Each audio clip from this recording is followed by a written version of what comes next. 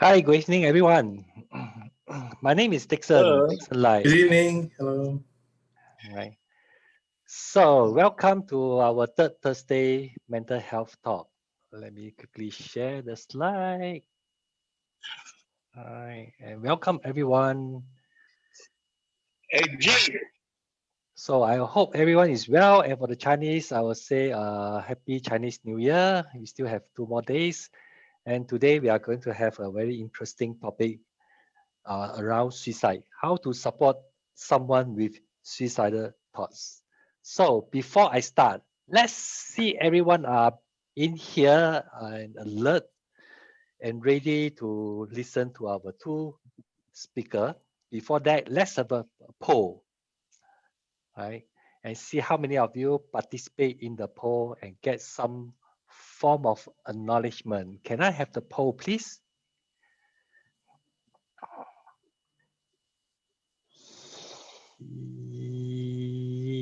Okay, so poll is coming in. Do you or anyone know have any suicidal thoughts?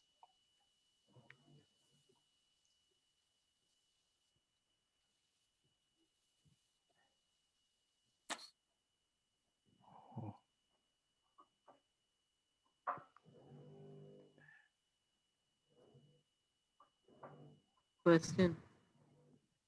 Yep, you're almost there. 70% of you have participated in the poll. Thank you very much. And 64% say yes, and 25% say no, and 11% say someone.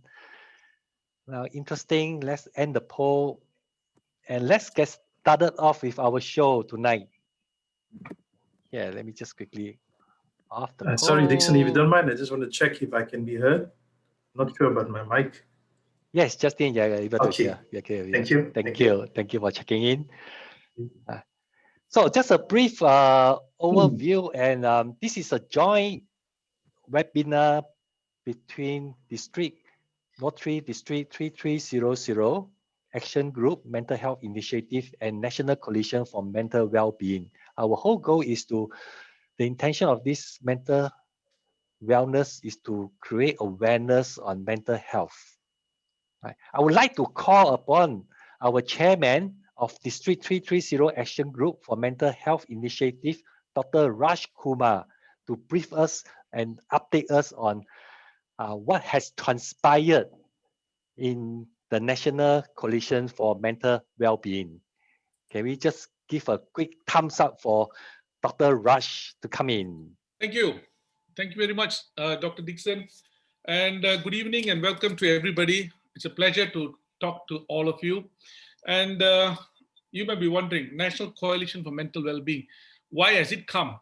Now, Rotary has undertaken and initiated this platform for a very important reason. The numbers of various mental illnesses have been rising each year at every survey that has been taken. So now this is of concern, and we're talking about depression, anxiety, and ultimately suicides. So now this is affecting at all levels of society, from the bottom right to the top. Everybody's afflicted. Nobody is really immune, and it's affecting every nook and corner of this country. We hear of suicides everywhere. Some are reported, some are not. So this is a mammoth task, and no challenge is a big challenge for Rotary. We have decided to move on with the help of the professionals. Now, it has to be a concerted effort. It has to be multiple input of various talents to be able to achieve a reasonable and significant change in these numbers. So we have initiated the move.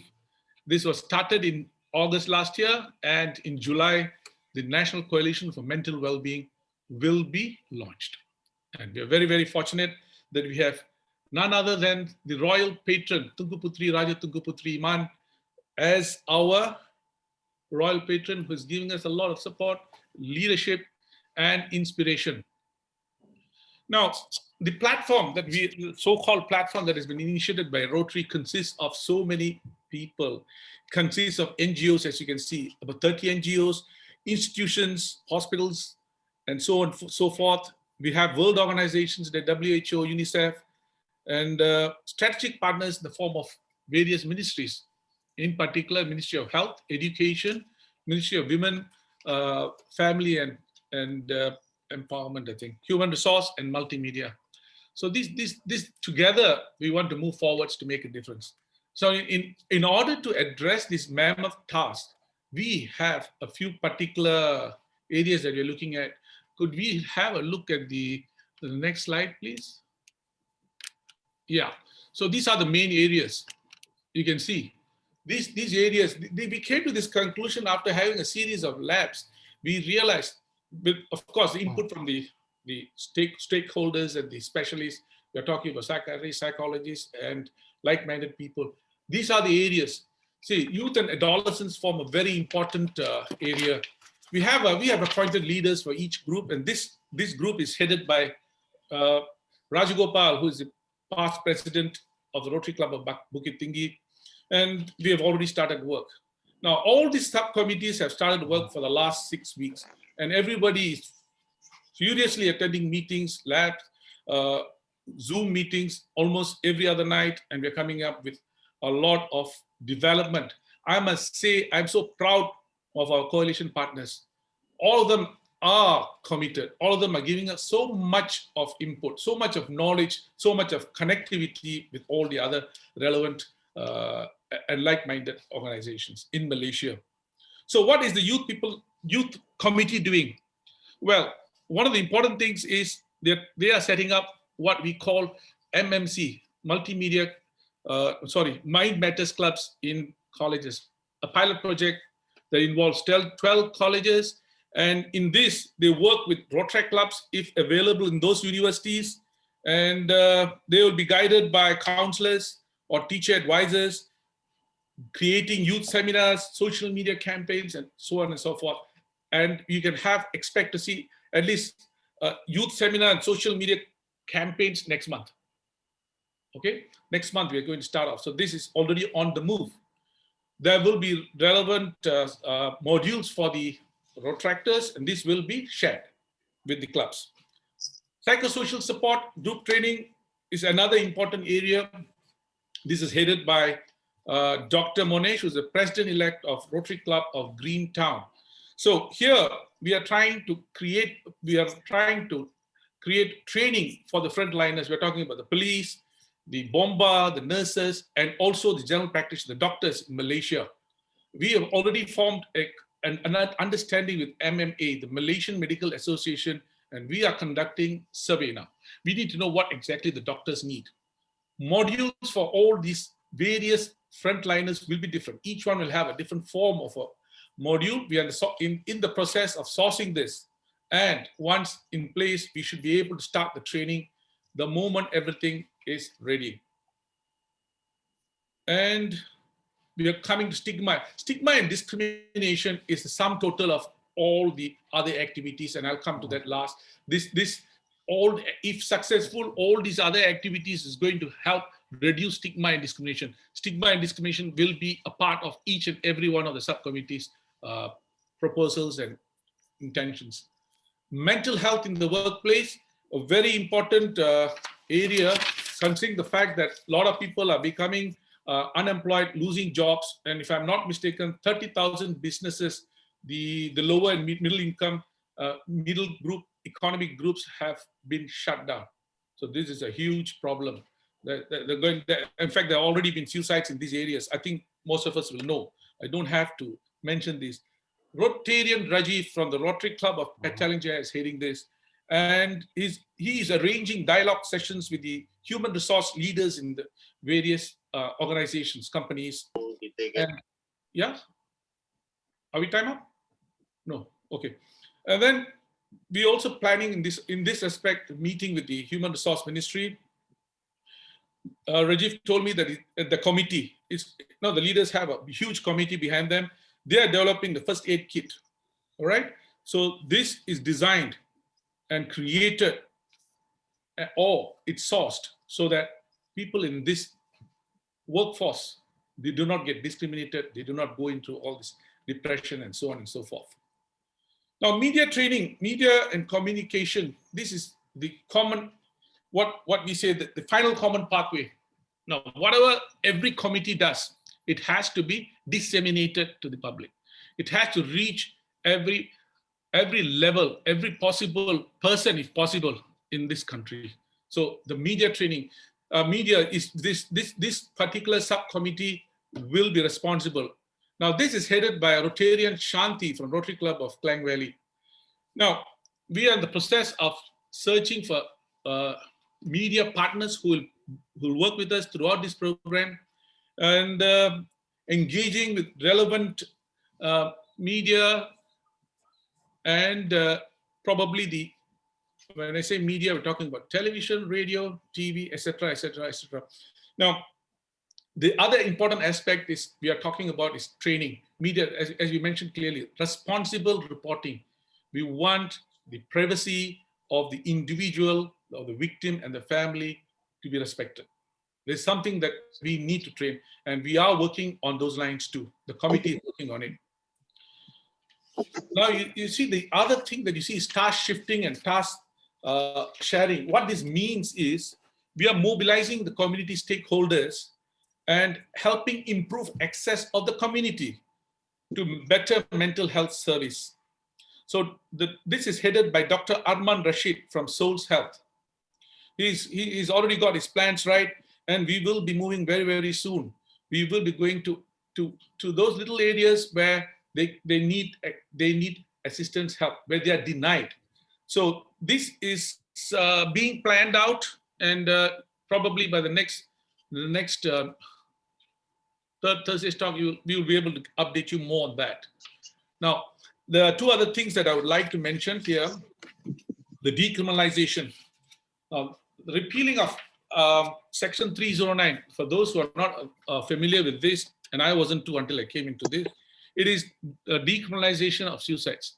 In Malaysia, anyone who attempts suicides, anyone is arrested and incarcerated instead of being sent for counseling and so on and so forth. We are working on this. This committee is headed by Dato Dr. Venugopal, who is the president of the Medical Legal Society of Malaysia. So they have already started a draft of a memo to the parliament.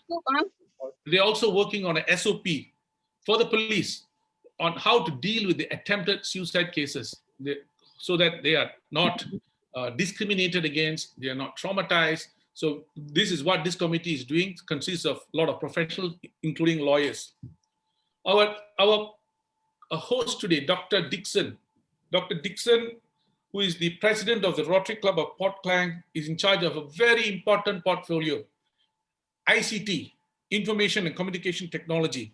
He is in the process, or rather him and a large committee is in the process of creating a website. So there will be a web portal, virtual platform, online resource, webinars as like what's going on today, and a hotline number. So this is what we're working on. This is a very important thing, and just like the media and communication, everything will be available here. So this is a very important thing. I think Dr. Dixon is a very, very innovative in this area. Finally, as I told you, this committee, or rather this platform called National Coalition for Mental Wellbeing. Now, we are quite huge right now. We have about 70 members, including the various about 40 organizations. So we are creating a structure for this. So the word national constitutes a very important word, and we have applied to the Ministry of Domestic Trade and Consumer Affairs to get that permission. And we're also in the process of creating a constitution for the National Coalition for Mental Wellbeing. So this particular important committee is headed by Mr. Mohan Ramakrishnan, who is the president-elect of Rotary Club of Klang Valley. So this is where we are. We hope that we can interest you in what we are doing. We hope that you will benefit from the talk today, and that you will be able to benefit someone else. Maybe you could save a life. I believe suicides are preventable. Thank you. Once again, a warm welcome to all of you. Thank you so much. Thank you, Dr. Rush. Let's give him a high five. Okay, you can't touch me. It's over here. So yeah, I'm giving you a high five. Thank you very much for Thank you. the brief update on the National Coalition of Mental Wellbeing. Now let's move on to our third Thursday talk on mental health. Tonight, right, our topic is suicide, how to support someone with suicidal thoughts. And I want to introduce you the moderator for tonight, which is an amazing lady called Sitra Panishilum. Now, she is currently attached with my faculty as a behavioral therapist. She pursued her bachelor in psychology in Middlesex University, London, and graduated with honors in the year 2009. Her passion to work with children with autism led to the establishment of her own company called Little Triangle Services, through which she successfully improved the quality of life of many children, and at the same time trained shadow aside aides to contribute to the cause in the pursuit to provide better specialized care for the benefit of her client. Sitra then attained her master in clinical health and psychology from Bangor University, Wales, UK. Sitra is also an active social work practitioner and mental health advocate. And if you remember our last third Thursday mental health talk, she was the speaker, is one of the speaker for the last February mental health talk. So let's together welcome Sitra. And let's give her a Thank you, high Dr. 10. Dixon. Thank you, Dr. Dixon, for the kind introduction. Good evening, everyone. Thank you for joining us tonight for our third Thursday talk on mental health. The focus for tonight would be on suicide. On behalf of Rotary District 3300, it's a pleasure to have with us today two subject matter experts to share their insights and experiences on our topic today. Introducing Dr. Anasuya Jagadivi Jagadisan, a very knowledgeable person that I have known professionally and at a personal level. Currently, she is an associate professor at Taylor's University, Malaysia, Faculty of Social Sciences. Dr. Anasuya is a licensed and practicing counselor, and she sits on the boards of numerous non-governmental organizations, including Perkama, which is Malaysian Counseling Association. Dr. Anasuya, how do you feel about being here with us today? Thank you for inviting me. I'm very honored that you all invited me. And yeah, there's a lot to say on the topic, so I don't want to take up too much time on the intro. Let's get into the reason why people are here. Okay, thank you. Our second speaker for today is Mr. Justin. Mr. Justin is no stranger in the field of mental health, and I personally am glad to have met the man behind Befrienders, which is an organization that has been doing a lot of great work in suicide prevention since the early 1970s. Mr. Justin is also a senior lecturer at Taylor's University, Malaysia, Faculty of Social Sciences. Hi, Mr. Justin. Would you like to say a few words? Hi, good evening. Thank you for the invitation. Happy to be here and looking forward to some good questions from people so we can share what we know. Okay. Without further ado, let's get this discussion going. And with that, I would like to pose our very first question to Dr. Anasuya. Could you please enlighten us on the differences between suicide ideation, suicide attempt, and completed suicide? And also, perhaps, could you share with us your own personal experiences in dealing with someone at high risk of suicide and as a family who has lost a loved one to suicide? Yeah, that's a very long question in one. I'll start with the last question and work my way to the front, because you brought up the fact that I have a family member, very close family member, who completed suicide. The person completed suicide while I was studying counseling, masters in counseling, and I know Dr. Raj earlier said that every suicide can be prevented. I am going to say this: that's not true. On the helping side, you have to understand we can do what we can to support people. But ultimately, suicide is in the hands of the person who is making that choice.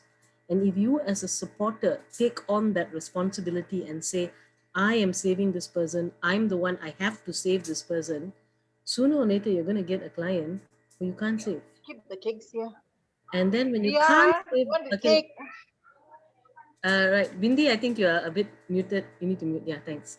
So, so when you can't save a person, and then what are you going to do? You're going to blame yourself, and you say it's going to be my fault. Then you might have two. You might end up with two people who are suicidal.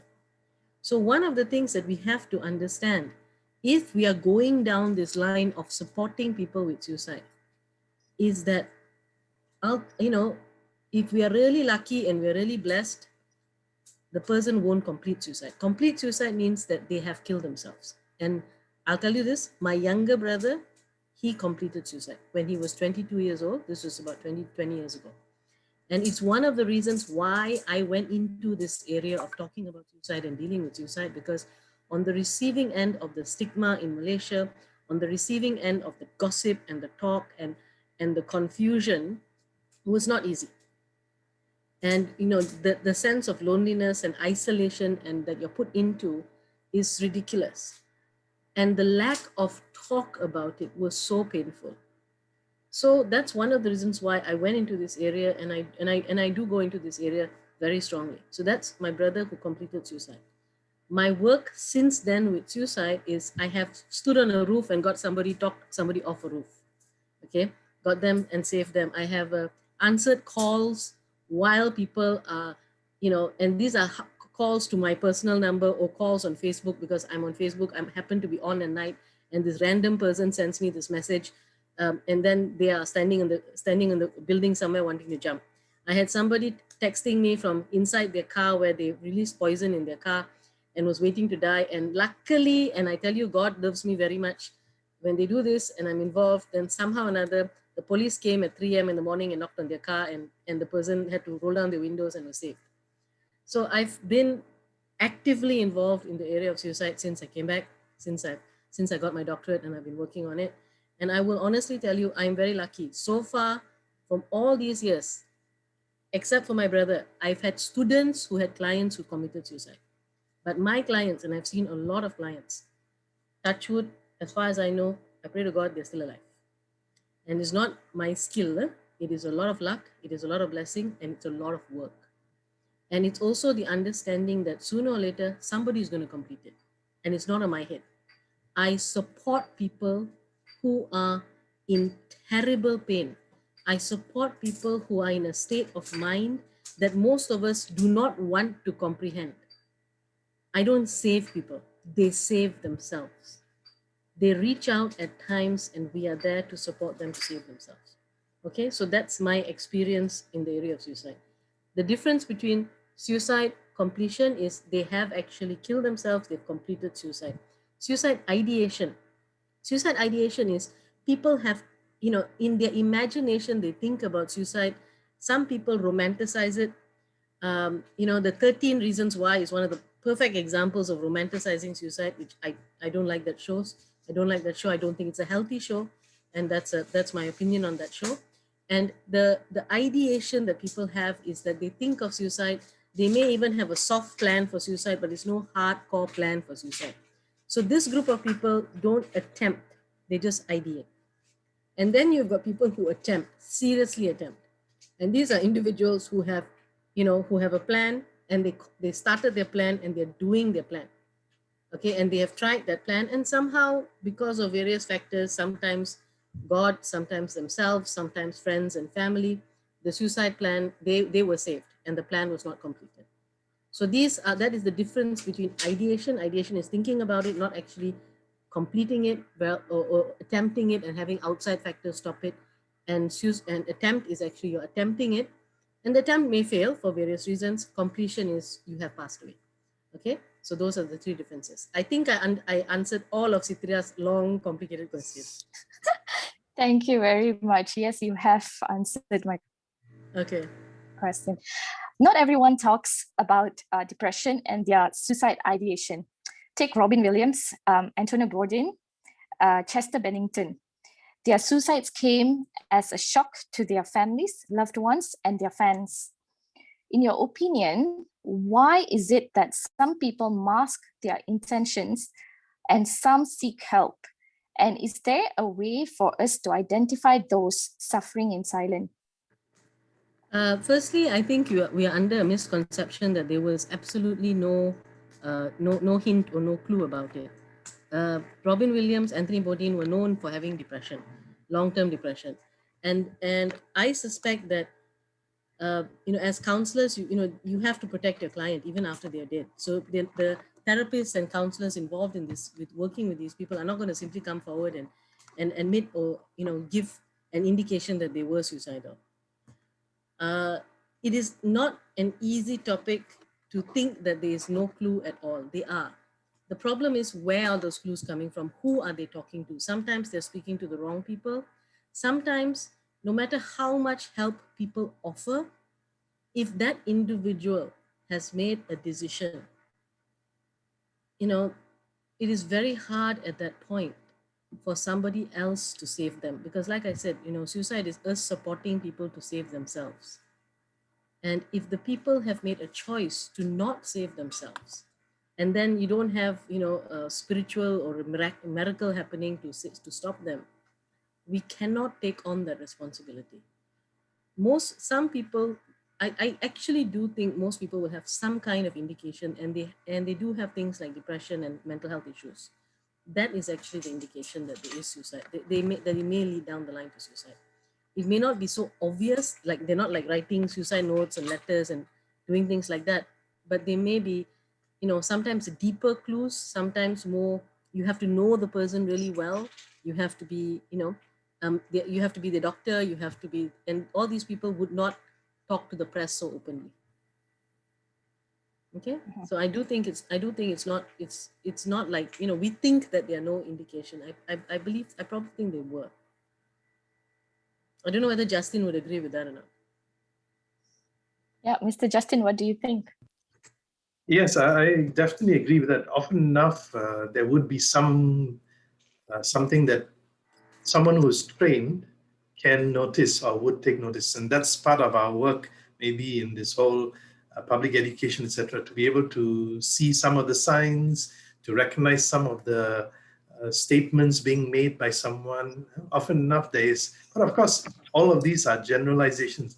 All we can say is most of the time there is some indication. Sometimes there's actually absolutely no sign, and you're just shocked by it. I recently heard about two policemen, in the storming of the DC, Washington, DC. Two of the policemen who were on duty took their lives after that. And for most cases, it doesn't make sense why it happened.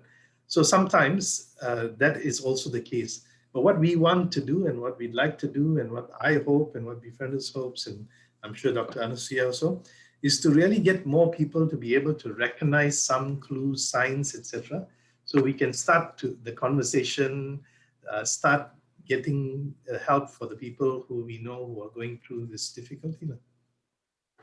Yeah, speaking about the people who are on the saving side, the police who kill themselves, I'm actually going to, I want to commend Rotary on doing this, on getting involved in mental health. But I also am going to warn you all very strongly to have a team to support your team, to have a background of people to support the people who are going on the front lines. Because when you listen to stories about suicide, and I've listened to stuff which gave me nightmares, and I'm trained. And I've been in situations where, it's not fun. You need the training and you need people to support the training. Because as a person involved in mental health and involved in this area, you have opened yourself up to the possibility of you being affected and you being traumatized by what you are listening to or what you're hearing. So that's something that I do hope that Rotary takes into consideration in their future plans, to make sure you have a support team for the people who are going and supporting out there, right? It is very important. Thank you. Yeah, there's always that part of self-care that's important for the helper also. Citra is hung. Yeah, I think Citra has hung. Yeah. Okay, if Citra has hung, I mean, somebody else wants to ask me a question, or should we just start bringing it? Oh, she's entered the waiting room. Oh, Oh, she's Yeah. back in the waiting room. Just Yeah, so she got Okay. kicked out. I mean, that's the thing about internet. What else can you do to prevent suicide? Okay, let me just take the bull by the horns per se, and just start talking about suicide, and then I'm okay with people, putting up a hand or asking a question, or posting questions in the chat. Now, when it comes to being suicidal, from my experience, some of the signs are, people do talk about it. People do mention that, I think I'm suicidal. But sometimes they mention it so often that people stop listening, or they mention it to the wrong people. They mention it to people who themselves are not in a mental state to handle you being suicidal. Okay.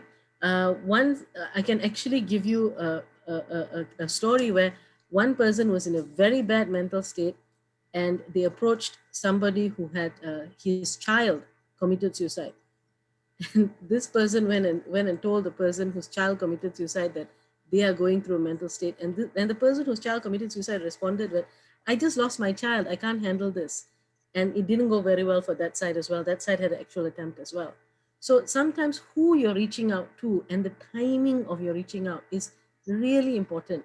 You need to understand that uh, it is a complex thing. It's a heavy burden if you pick it up.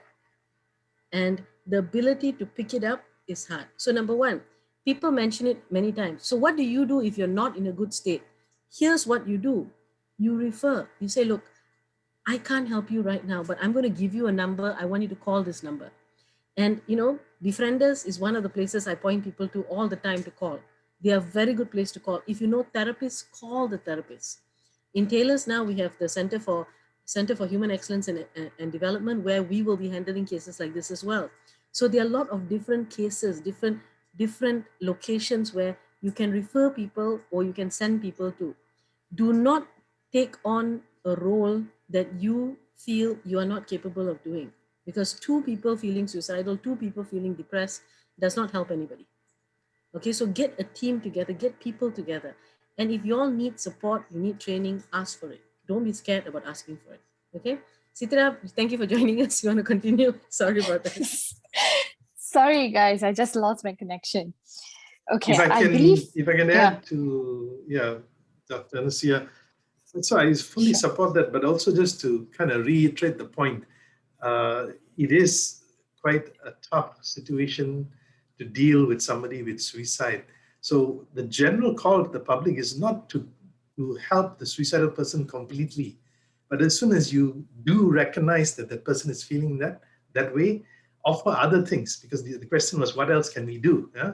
It's not really to do the counseling with them, but then say, let me support you, let me help you, let me take you, I'll come with you to see a psychiatrist or something like that, or at least help them to find the help that they need.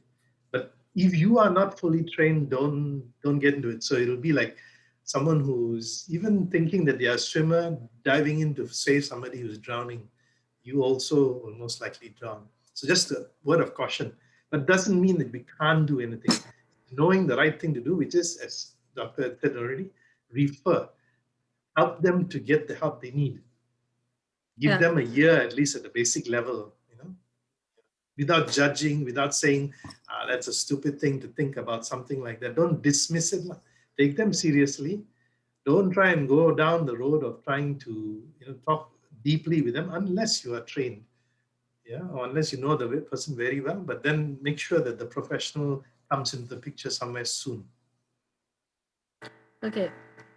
Somebody has a question here. Is it not always possible for a trained professional to prevent suicide? Very simple question. Are you going to be with that person 24/7? as human beings, do we have an ability to be with somebody, to shadow somebody 24/7 under all circumstances? Like with my brother's case, we tried. He was 1 year, he'd been suicidal before that. For 1 year, we were trying. He had mental health issues. So he went out of the house for a few hours and he jumped. So are we supposed to follow him everywhere? You see, the thing about people who are suicidal is, or the brain of those, the situation that they're in at that point in time, is they see suicide as a solution for their problem, and they see it at that point in time as the only solution. They can't, they got blinders on. So we try to help them see other solutions. And some of y'all may have had this experience when no matter what you say, no matter how many other options that you're providing, it's so clear to you, but this person can't see it. They seem to be lost in their own darkness. And it takes a lot of training to help them come out. But note my choice of words, help them come out, not take them out. Okay, I think it's Winston Churchill who said, if you are in hell, keep walking. But some people can't keep walking. It's really hard, it's hot, it's painful. They're in so much torture in their own heads. We can't see it, but we have to empathize with it. That's why don't judge. Even when somebody has attempted, I think one of the most important things Justin said just now, do not judge. They are not weak. They are not stupid. They are not incapable. They are in pain. They're in a situation in their brain that most of us cannot comprehend and do not want to comprehend for that matter. So just be kind, be gentle. That would be a call to everybody. If there's nothing else that you can do at that point in time, just be kind. Just be kind to the person. And then, look, I'm really sorry. I cannot help. This is really, what I'm going to do is, this is what I'm going to do to help you. I'm going to take you to see a counselor. I'm going to call somebody for you and I'm going to give you the phone. I'm going to listen to you for as long as I can, and then I'm going to get somebody else involved. That's what you can do in a very, at home manner with people, but do it with kindness. Okay, that's what I can ask from this. Okay, Dr. Anusia, well explained. Just being on that topic, what are the different interventions or approaches that you personally use in counseling for someone with suicidal thoughts, and how effective is it? Justin, go first. Well, yeah, okay. You got to see from my point of view, it's a lay help for a crisis moment, not in a long-term therapy for somebody. Yeah. So from the befrienders, in sense, we are lay helpers, non-professional. So the first thing is just to listen to them. And the thinking here is the person who is at that moment feeling suicidal is going through part of what Doc already said, a kind of constriction of the view of life, about so many emotions coming into place that it's clouding and pressing on them. So just with a little bit of sharing and care and concern, allowing them to bring it out, can relieve some of that pressure that is pushing them to this kind of drastic action. And then at somewhere in the conversation from our point of view is to refer them, ask them to get professional help. And there comes the difficult point, because a lot of them don't want to or can't get the professional help they need. Yeah. What about Dr. Anusuya? Okay. Do you use CBT or something? No, I don't use CBT. Oh. Okay. I use CTRT, which is choice theory reality therapy. And and that's the here and now. So with clients, I focus on, showing them, empowering them. So it's CTRT. One of the powers of one of the strong points of CTRT is empowerment, and so I try to work with clients to empower them when I deal with suicide, or I deal with most cases. But if they need me to go into the past, because sometimes when it comes to suicide, the source of it is not in the here and now. The source of it is quite far in the past. So when I work with the past, then I use psychodynamic. So it's a therapeutic modality called psychosynthesis. So that's a different modality. It'd be very technical if I go into those modalities. If I was talking to all therapists, I would do that. But with everybody from different backgrounds, let's just say this is where You go into the past, you look at, you look at the cause of where the depression comes from, the source of the suicide, and you try to bring that pain to the present, where the person in the present can heal the pain.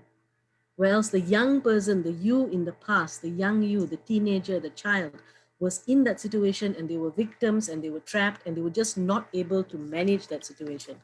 So whereas now when you're working in the present, if I can bring that pain into the here and now and bring it in a way that the adult, the you, can now manage that pain and then kind of help the younger version of yourself heal. So that would be the other side of, the other part of what I do. Okay, if you're seeing my computer is shaking, it's because my dog's overactive at the moment. Sorry about that. Okay, so just going back to that question, Mr. Justin, you touched on phone calls. So, how is helpline different from an in-person counseling session?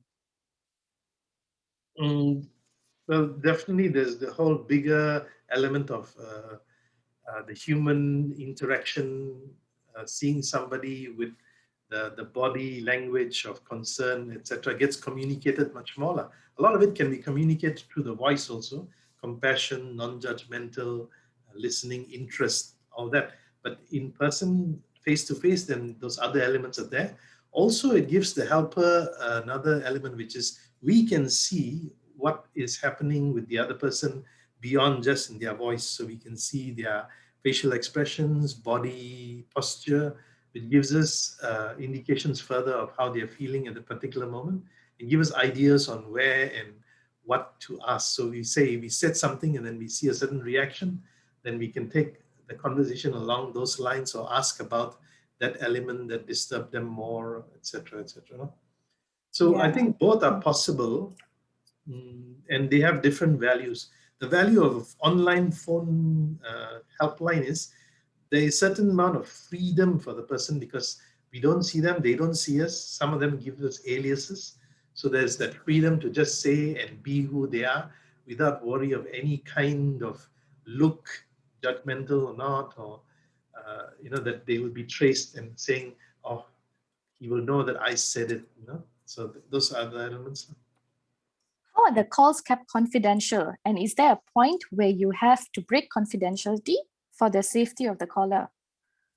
Well, from our own approach and charter, we absolutely do not break confidentiality in what is generally understood as breaking confidentiality. That means no one is told about them or their situation. One of the things that helps is we do not have clip. We can't identify their number. We do not ask them for their real name. Sometimes we ask them for just the name. They can give an alias just to make the conversation kind of personal. And the other thing is we do sometimes, and very rarely it's happened, in a real crisis moment when somebody is thinking of saying that they're going to do something, or even if they actually have started, in a sense, trying to kill themselves in any which way, we would ask whether they would like somebody to come over. And then we are willing to call the emergency services. We ourselves don't go, of course. So we would call either police or Bomba to go over. But that, almost like, 0.01% happens with us. Most of the time it is always confidential because of the anonymity. And then there is no recording of the conversation. So I think that gives a lot of freedom for the caller to be themselves, to say whatever they want, or without being judged. Yeah. Okay. What about the ones at high risk? Then what happens to them? Also, we just deal with them at the moment. Again, because of the way our system is set up, we don't even have any kind of assurance that the same person will be seeing that or listening to that same caller again at any time. The invitation is always to call at any time you want.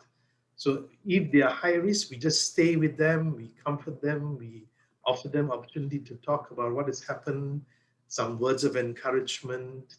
We may explore some options if there are some practical elements to it.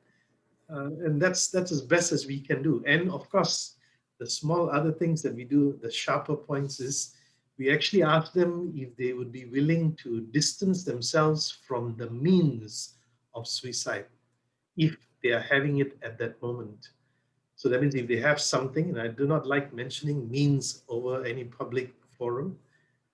So whatever it is they have that they're going to use or do, we ask them to distance themselves from it, put it away, even if possible, throw it away, and just as a bargaining, say, just do that for now. Take away the means so that the risk is lowered. And then let's just talk some more about it. Just a few days ago, I had somebody and he had something in his hand. And he said he's just going to do it, absolutely certain. He's going to take it and kill himself. And from what he said he had, he could very well have died from it. So after talking for about an hour or so and getting through the emotions and all, I bargained, said, please, can you get rid of that? Then he did. The person went and got rid of it, and we talked further. And then at the end of the conversation, we say, if ever that feeling arises, when you are at that point when you're feeling, don't act, call us or reach out to somebody who you can talk it over, because at that moment you are just on the brink only. So just reach out. Of course, I don't say after that you can still go and kill yourself, no? But uh, that's in the thought of back of my head. No? After that, if he wants to and if he decides, I can't help it anymore. But at that point, I want to offer, I want to bargain, I want to plead sometimes. Please don't do it yet. Let's talk. Let's get some help. Looks like you can be helped. Something like that. Some few things like that. Anything like to try and end. But of course, careful also of not making false promises. Mm.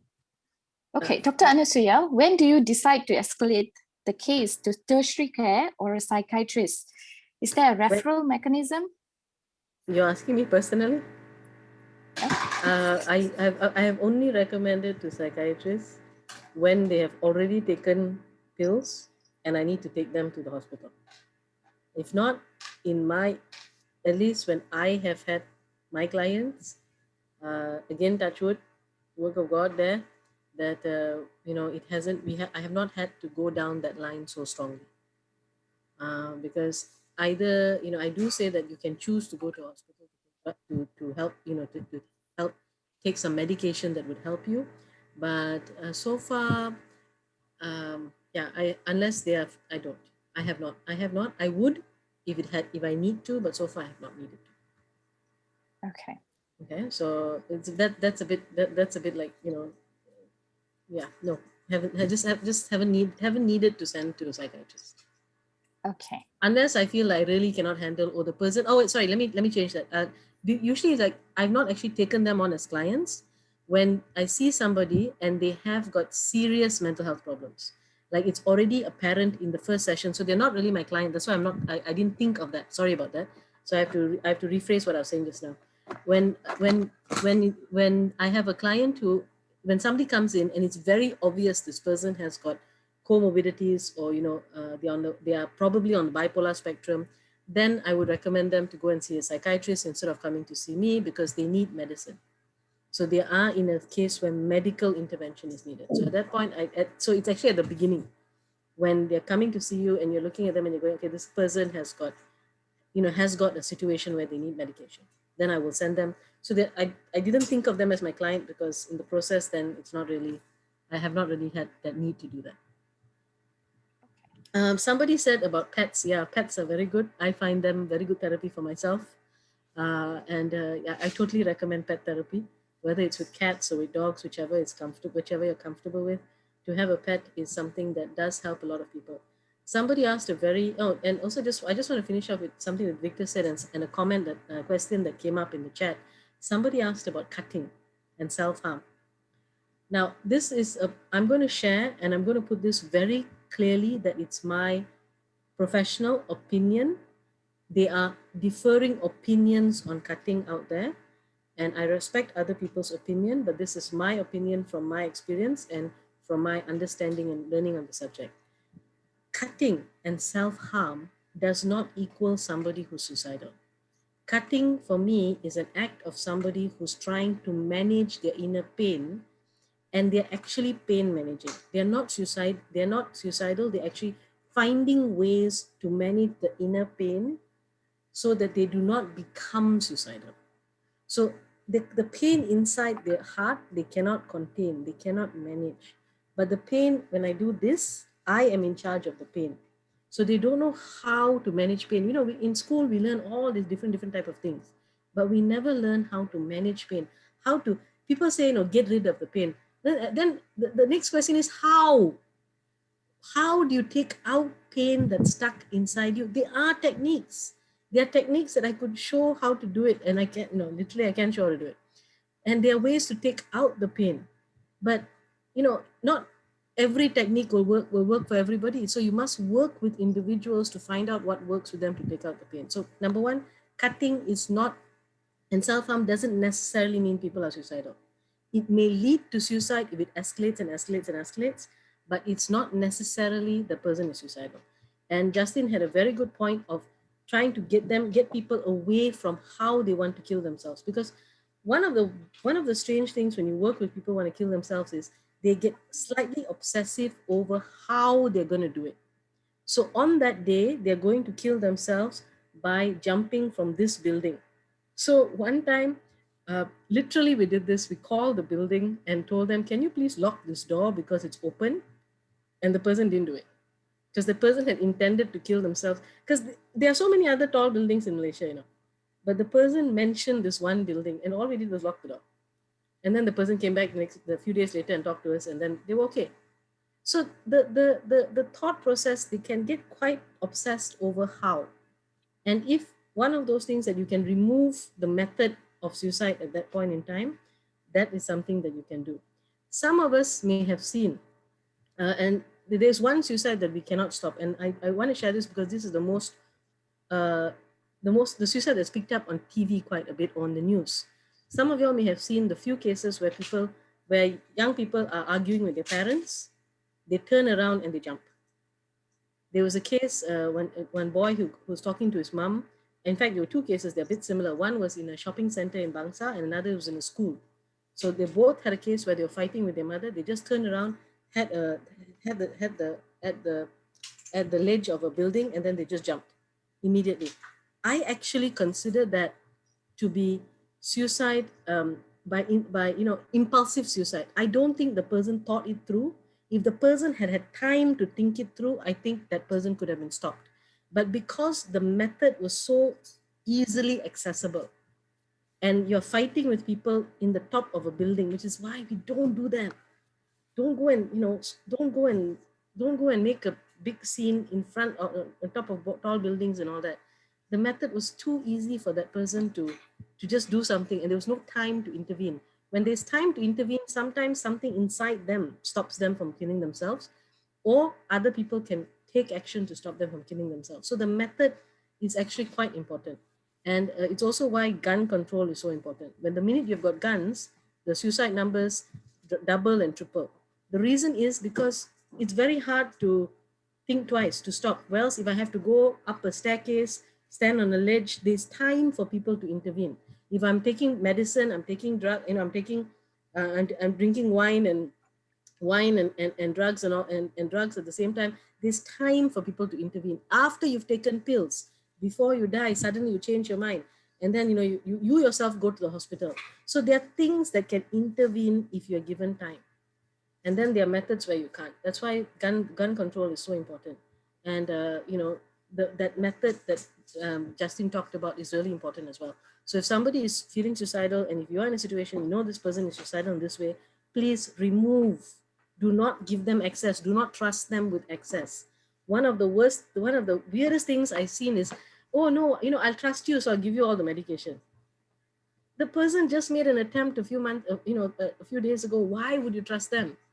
They don't trust themselves. They are telling you this because they don't trust themselves.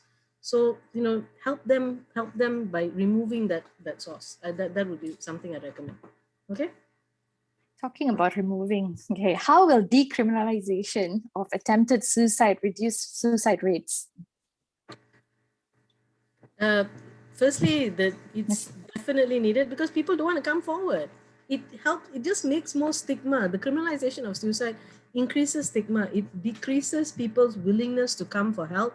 It decreases the idea that they can reach out for help. Okay. And then they see police as a threat. Police are going to arrest them, not help them. So if they see police and they're suicidal, then you're not coming to help me, you're coming to arrest me. So why would I want to go to jail? I might as well kill myself. So I don't see the benefit of that rationale or law in any way, means, or form. And if hopefully with the Rotary Club behind it, there are a lot of NGOs who've been trying to change it. Hopefully that can change, because the Rotary Club has got quite a bit of sway, so that's good. Yeah. What about you, Mr. Justin? Do you want to say something? I agree with all of what she said, and maybe just to add some more, the decriminalization one it is largely linked to the whole stigma. Even our language is defined by, in a sense, how the attempt is defined. We say committed suicide. Committed is usually related to commission of a crime, So now the better language to say is someone attempted suicide or died by suicide, not committed suicide. So those kind of things will change mindsets and can open up and destigmatize a lot of things. Make it easier for people to come forward. Then there are other corollaries with decriminalizing, which is if more people are willing to say that they are thinking of suicide, and actually people being deemed have been dying by suicide, then the statistics numbers will be better, which can help policy and funding, etc., towards helping more people in these areas. So decriminalization is no more.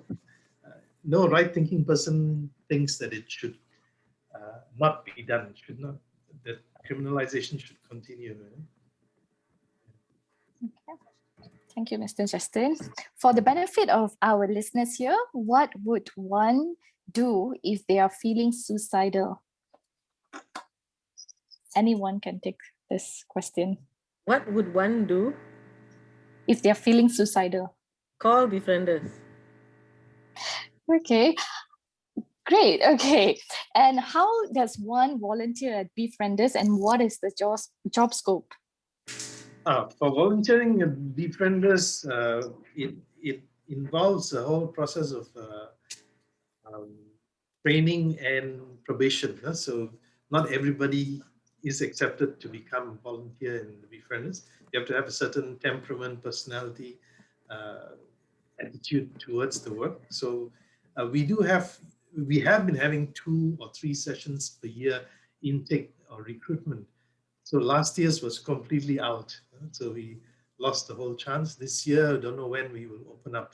What's involved for the volunteers, each one volunteers 3 to 4 hours a week, and then once a month overnight. And then there's another whole big group, few people who actually do just email befriending, responding in writing. That's basically it. And then several others as members of the organization will also do talks and sessions to educate the public, raise awareness, train people in skills, listening skills, those sort of things. Okay, thank you. Mr. Justin, you wanted to share a slide with us. Would you want to? It's okay. I think we can go. Those are just some stats. If people were interested to know the incidence of suicide and some warning signs and stuff like that. But I don't know if there's time or whether there's interest in that. So we have a few more minutes if you want to go on. Okay. Briefly, maybe one of the things that I'd like to share is how people can help themselves to become able to help others. So this is just some of those ideas or understanding what happens to about a person who's suicidal. Yeah, I'm just running through them really fast. You can spend a lot of time in that. The warning signs are usually just what you might see as changes in behavior. Not always someone says it out, but you want to see change in behavior. So that's often enough sign. And they may not be about suicide, but it may start with some kind of mental health problem or mental issues, and then may lead on to further issues of suicide. Risk factors, there are several of these, of course, and maybe the last two are important to note. If family history of suicide is there, then there's a good chance that somebody else may feel that way in the family. If the same person has attempted before, then it is a good chance that they will have something come up. The other is kind of things that people say. So this is only a limited list, but there are loads of other things that people say, and you just have to have the little sensitivity in your ears and don't take anything said as just nothing. You can gently check. Hey, when you said that, did you mean blah blah? So that'll be good to really find out the situation or what the person is feeling. One of the things that everybody finds once you get into this habit of asking is how you'll be surprised and what kinds of things can make somebody feel suicidal. What may be seeming like nothing, like such a trivial thing to you, can make somebody really feel like they want to kill themselves so strongly. How to help? I think this is one of the best sites that I've seen for people who want to learn about how to help. And remember, here we're talking about general public, knowing just the basics, but not pretending to be counselors and psychiatrists and psychologists. But still, there is something y'all can do. Every one of us can do. So this site, take note of this. Take 5 to Save Lives. Walks you through these 5 areas and gives you a lot of stuff that I've said already that can help one be ready to help others. And you notice here the third one, practice self-care. So that means if you're not in a good state, stay away. Don't try and get into trying to help somebody else. Yeah, that'll be the blind leading the blind, the drowning helping the drowning, that kind of thing. No matter how well intentioned, if you are already also troubled, do not try. But you can build yourself up. You can learn the science, know how to help. You can do a very basic thing by just telling people where to get help. Hey, it looks like you're really troubled. Why didn't you try this or try that or go there or go here? So for us in the Beefers, we've been trying to help, of course, in taking the calls, but more recently, different people have come in. So if you go to our website, you'll see these 2 links, which shows people the various helps, and some of them are professional help, some are free, some are paid, some are other NGOs like Women's Aid or for children, etc., etc. So these are good helps to let people know. So if you yourself don't know how to help, say, go talk to these people. At the very non-committal, anonymous level, we are there, the befrienders. Then after that, when we talk, if it's quite serious, then we refer to people like Dr. Anusia, not her specifically, but meaning counselors, professionals. And we know our limitations, so does the layperson need to know your limitation. Be careful, always show the care that you can. And I think just basically, yeah, that's what I wanted to share on the slides. This is one, again, maybe if those want to take note. I saw Hugo putting in something on the chat, maybe take 5 to savelives.org. Our website itself was shown already.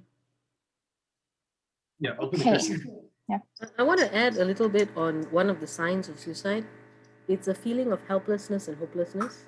People who constantly in their life, they feel helpless and they feel hopeless. That's why small problems sometimes can become overwhelming for them. There's another very minor group of people whose default is suicide. That means it's almost like they're obsessed with the idea of suicide. That one is a slightly different category, which is not the norm. It is not the biggest numbers of people, but I actually have had clients who, when I've met individuals who's, even in times of joy, they think that I should kill myself now to stop the bad things from happening. So that there's almost an obsessive kind of thought about it. And if for that kind of group of people, please take care of yourself. Please know that sometimes the best thing to do is, once you've done your best, you've given the names, you've given the ability to support themselves, self-care means sometimes you need to step back. Sometimes self-care means that I need to prioritize my family, I need to prioritize my mental health over the situation, and I need to know when I have to refer the person and then step away, because I cannot save you if you do not choose to engage with saving yourself. And if everybody working with suicide comes in with that mindset, I'm here to support you, not to save you. All I do is support. And if you understand, if you're a support structure, you don't make choices. You're just there to support. Okay. But, so that's what we do. We support people. All right. So I just wanted to add that to Victor's thing. Okay. Thank you so much, Dr. Anasuya and Mr. Justin. I think we had a fruitful and very rich discussion today. The floor now is open to the Q&As. The queues have been coming in already. So I thought the whole thing was Q&A. Yeah. I'm surprised you're putting the floor to Q&A. Yeah. but keep it coming. Maybe I saw one question there about again about help-seeking behavior. So one of the things that I like to highlight is that a lot of people don't want to get help. So maybe that's part of our work also, if you want, is to encourage people to get and take helps that are available. Sometimes it's the issue of no money, too much, etc. But there are always options. But the most difficult one to overcome is I don't want to go and see a professional, a mental health professional. And we got to really tell them. Some are afraid with some good reason. That means, like, say, you're going to see a psychiatrist, it'll be on record. If you go for a new job, that may come up, there may be a hindrance, no? But I have an analogy that I like to share. It's like a footballer having a fracture in their ankle. Doesn't want to tell the doctor, but he just goes for the next game. So what happens to the footballer? He's probably going to make that airline fracture a huge fracture and be out of the game completely.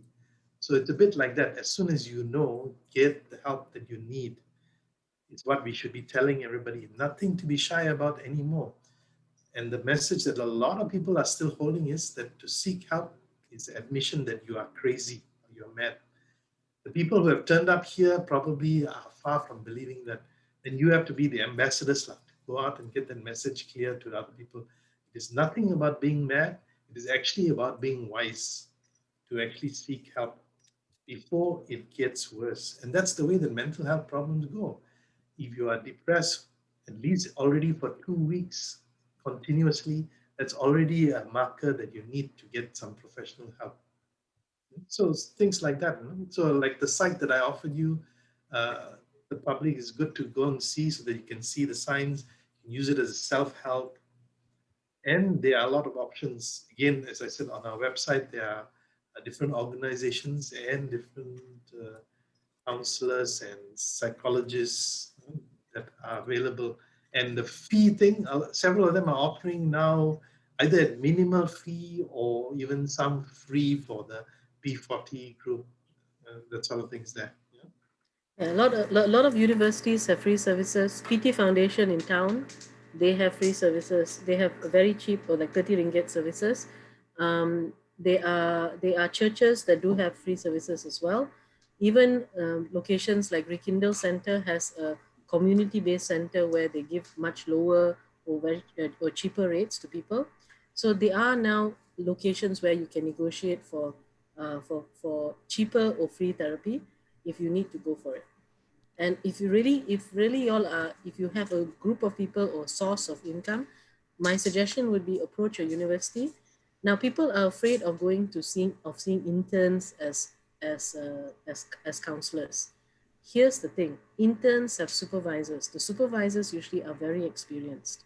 So I would actually tell y'all, do not be afraid of that. That's how I started getting the word out there with PT Foundation, with YWCA and a few other NGOs, where Yayasan Chowkit, we started off with supporting them with interns, and the interns are supervised. So it's not like these people don't have training; they have training, and it's sometimes. I mean, the reality is, counselors also need to eat. They also need to survive. So most counselors has to charge, but that is the way to, to have good counseling for free is through internship and having supportive internship. So, I mean, that's what I'd encourage. Look at universities which have master's programs and get involved with them and see how y'all can work out something. If you want to know the quality, look at the supervisors. If your supervisors are quality, the students are going to be quality as well. So that's how you kind of manage the two things. Some of the questions, I've noticed some of the questions that people are asking is, how do you help somebody who is scared to go to a therapist because they may tell them that they are depressed? Well, maybe the therapist will tell you something else. Sometimes it's not depression. Sometimes it can be other things. And by the way, counselors do not tell you you're depressed. Counselors don't tell you. Counselors may say you are experiencing depression and we can help you through it. If you have acute, if you have a major depressive disorder, if you have a disorder, then only you need psychiatric help. Most of us don't have disorders. Most of us are going through tough periods in your life. And I think, okay, let me just explain the difference between a counselor, a clinical psychologist, and a psychiatrist. A psychiatrist gives medication. So I have, referred people to psychiatrists when they need medication, because there's a chemical imbalance in the brain, there's something wrong with the hormones, then they need medication to support them. Clinical psychologists are psychologists who look at disorders and then use, therapeutic modalities to help people through the disorder. It is still talk therapy. Psychiatrists should not be giving medication because they're not medical doctors. To be a psychiatrist, you have to first be a medical doctor, then you can be a psychiatrist. But clinical psychologists are not psychiatrists. They do not have a medical degree to give you medicine. So their role is to diagnose, to help diagnose, and to help support, and to help you support you when you have a diagnosable disorder. A counselor, which is what I am, is we help normal people in abnormal situations. You are normal. You're not on the you're not you're not a mental health patient. You're a normal human being, but the situation that you're in has tapped your resources, your inner resources to zero. You don't know how to see it. You're trapped inside it. So our role is to untrap people. So if you're going to see, so if your friend is scared about, I'm going to be diagnosed as a mental health patient, go and see counselors. Okay. And go and at least see the counselor first. Don't go down the line of diagnosing it first. And then, get some support that maybe you don't have depression. Maybe you can work your way out of it without medication, and it can be done. Right. Like I said, once I have clients with me, you can go through that. You can go through that process. Okay. I want to add something to that also. From experience of talking to people, there would be several who would say, I've been to a counselor, either school counselor, college counselor, or private counselor, or psychologist outside, or psychiatrist even, and they did not find it helpful. Okay, so here's the thing, maybe for, again, those of you who are here to know that actually this helping situation also sometimes needs a good fit. So sometimes one psychologist or counselor doesn't fit for you. Don't give up on the process. You're definitely needing, yeah. Sorry? No, go shopping for counselors. Sorry.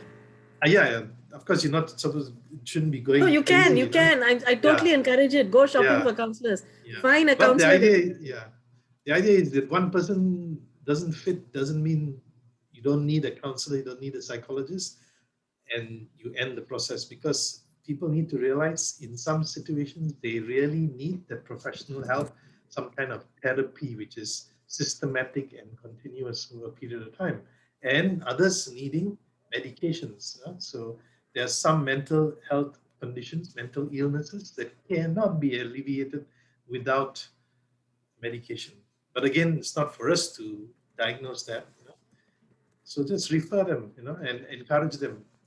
Other kind of misconception a lot of people have is if you go on medication, you become a lifetime junkie on it, and that's also not true. So again, misconceptions and myths, a lot of them to overcome.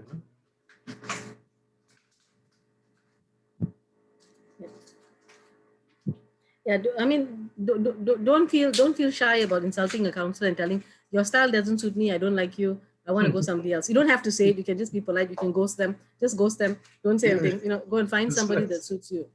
Yeah. Do not make a mistake of seeing a counselor who makes you feel uncomfortable and less than.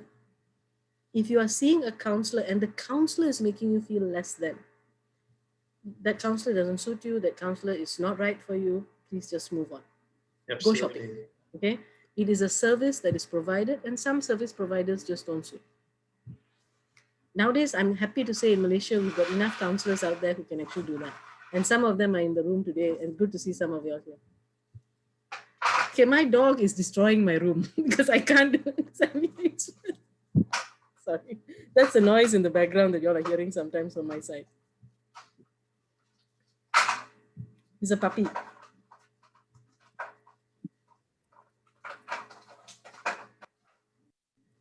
Yusha! Stop it, come here. Give me that. Okay, I think we can end now. Thank you so much. Dr. Monish, are you around? Sorry, I'll unmute myself. Thank you very much, Mr. Justin, Dr. Anu, and Ms. Citra. I think it was a very valuable sharing. Also, I think that Mr. Justin, I think that a lot of people know what actually Befrienders does, and also the hotline was there.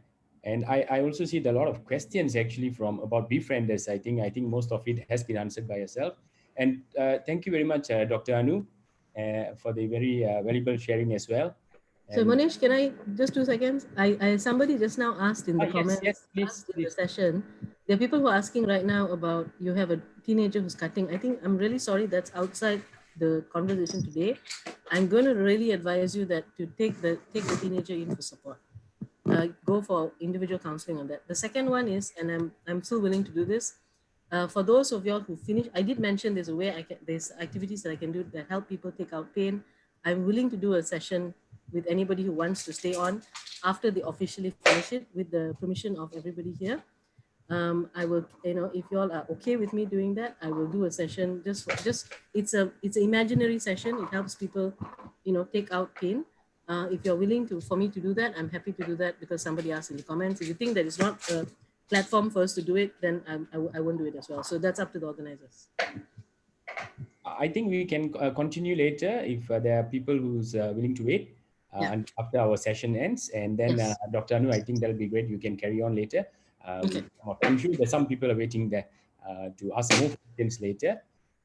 With that, I'll pass back to Ms. Citra. What's that? We're going to take a group picture, yeah? Okay. Yeah, probably. Okay, probably I'll take over from here. Thank you. Please. And yeah, Dr. Monish, thank you for thanking the speaker and also the moderator. All right. So let's now let's have the third final poll. Let's see everyone are participative enough and listening to the two speakers. Can we have the second poll come up? All right. Our question for second poll will be, do you know where to get support from at this?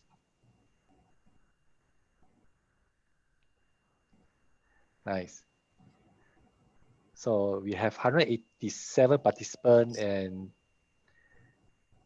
90% of them say yes, which is very great.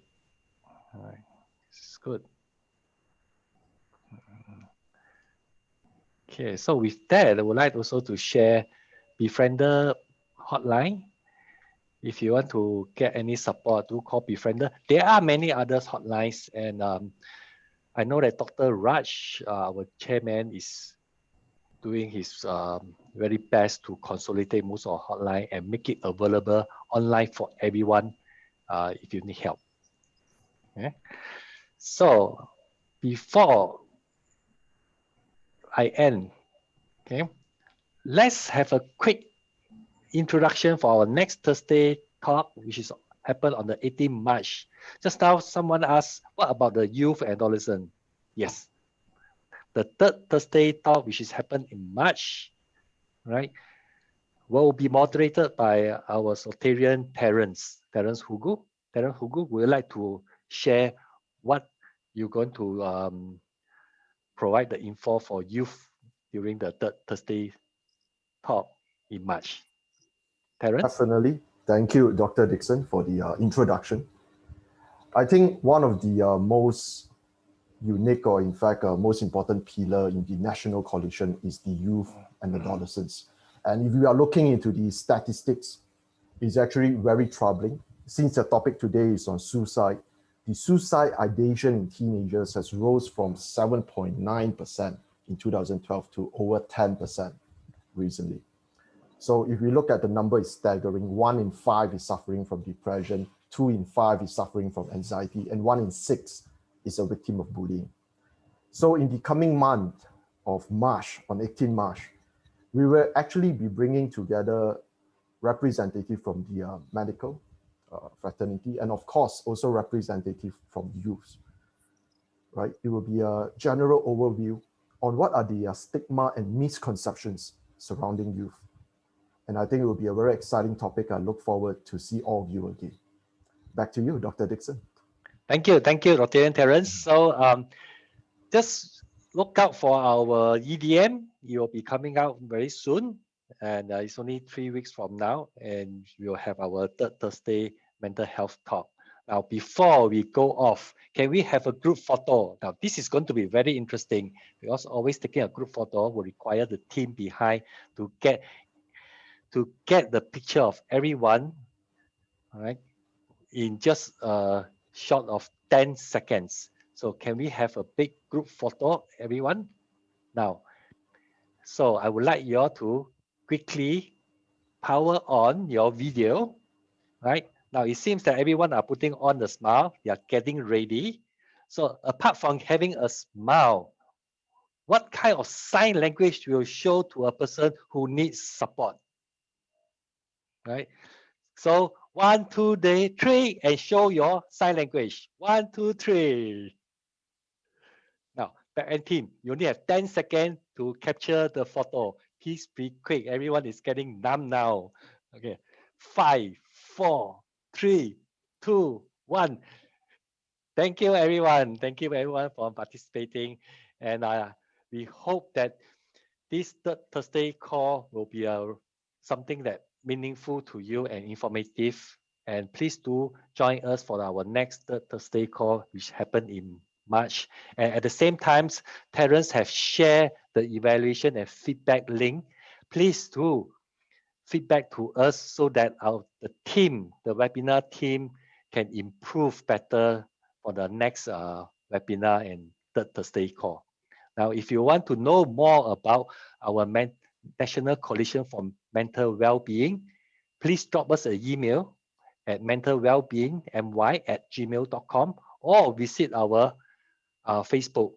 So hopefully by the next third Thursday call, we can show you the website and consolidate all the others coalition partners and all the help desks that you can get support from. So with that, right, you can stay back to ask more questions to our two speakers that they will be around together with our moderator, Citra. All right. Right from there, I thank you very much for your participation and your attendance. And we're going to end this and stop the recording. Thank you very much and have a good night. Thank you. Good Good night. night, everyone. All the Good night. best. Okay, So I'm let's- glad there's Thank you. Thank you, Dr. Lucia. Thank you, Okay, Dr. if you all, Lucia. And, if you all want to do an activity, then you can just hold on for a few minutes. I'll let everybody who wants to leave. And so this one is not going to be recorded.